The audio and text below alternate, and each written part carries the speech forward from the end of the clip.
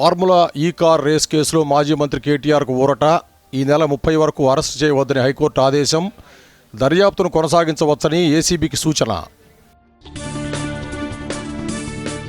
భూభారతి బిల్లుకు శాసనసభ ఆమోదం. భూ సమస్యల నివారణే ప్రభుత్వ లక్ష్యమన్న సీఎం రేవంత్ రెడ్డి.